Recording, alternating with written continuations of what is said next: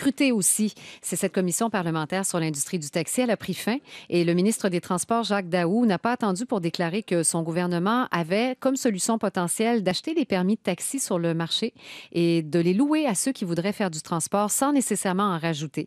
Est-ce que c'est la bonne façon de procéder pour rendre éventuellement les services d'Uber légaux en leur demandant de louer ces permis? On va en discuter avec le président de Taxi Lévis, porte-parole du regroupement La Révolte des taxis contre l'injustice. Bonjour, Hicham Berouel. Bonjour. Qu'est-ce que vous pensez de cette solution, cette proposition amenée par le ministre Daou? Vous savez, c'était pas vraiment le sujet durant les commissions parlementaires. On n'a pas eu le temps de discuter et de débattre sur cette question. Le ministre l'a annoncé seulement hier aux médias. Puis nous, pour le moment, on ne sait pas encore. Ça manque beaucoup de détails pour nous pour dire est-ce que c'est la solution ou pas.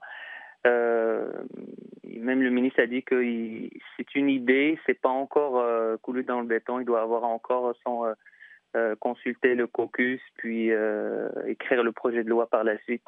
Donc, il manque encore beaucoup de détails. De quelle façon il veut vraiment racheter les permis et le faire louer après, à quel prix, comment il va être loué, à quelles conditions.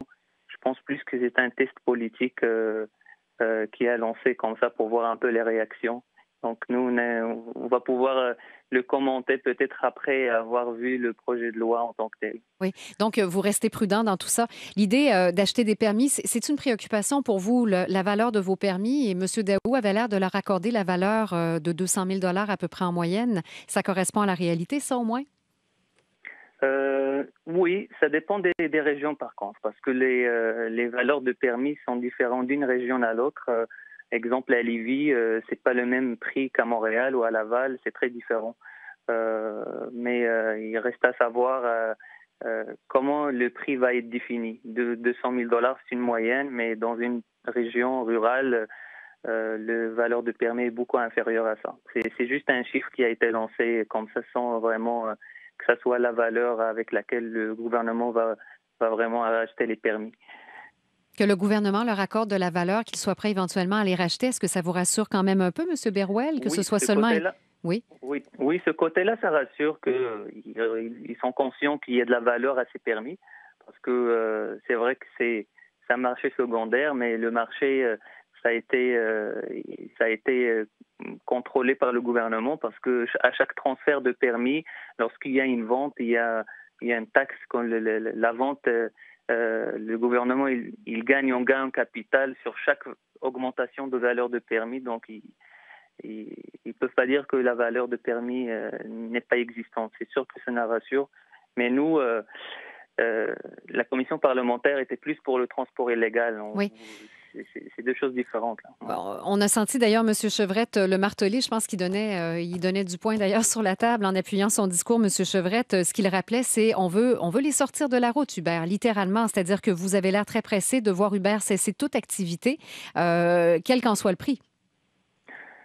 Oui, parce que sur la façon actuelle que UberX fonctionne, ça peut pas marcher. C'est deux modèles totalement différents. Ils bénéficient ils réussissent de mettre le paquet pour créer une certaine confusion dans l'esprit des gens pour faire croire que c'est du covoiturage et qu'ils n'ont pas besoin de payer d'impôts, pas de taxes.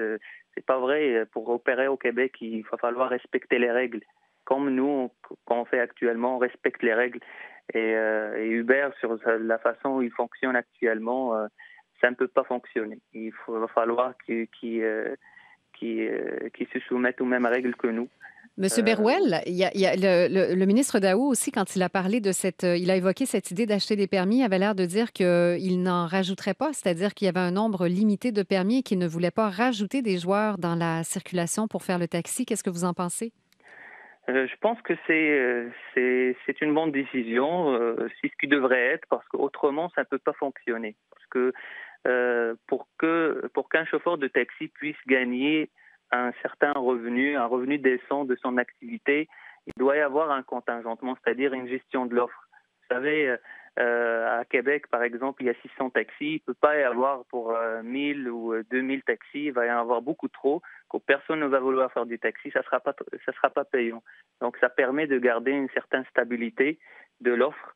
et ça peut pas fonctionner autrement. Donc, je pense que le ministre et le ministère savent que la façon de la gestion de l'offre devrait continuer à exister dans l'industrie taxi. Vous seriez ouvert à ce que des gens puissent louer des permis et pratiquer de cette façon-là, des chauffeurs Uber ou d'autres chauffeurs éventuellement, parce que ça a été avancé par plusieurs joueurs qui veulent entrer dans l'industrie. Est-ce que, tant que le nombre de permis demeure et demeure limité pour vous, est-ce que c'est acceptable? Est-ce que c'est jouable?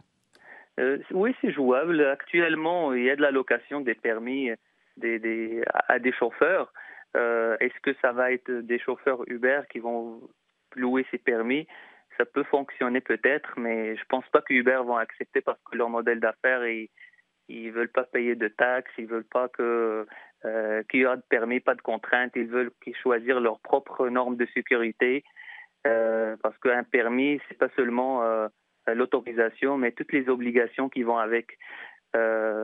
Pour nous, ça dérange pas qu'un autre joueur qui s'appelle Uber ou un autre utilise des permis pour fonctionner en autant qu'il respecte les exigences qui sont attachées à l'exploitation d'un permis. Merci beaucoup, M. Berouel. Je vous remercie. Hicham Berouel est président Taxi Lévis, porte-parole du regroupement La Révolte des taxis contre l'injustice. Il est 17h23.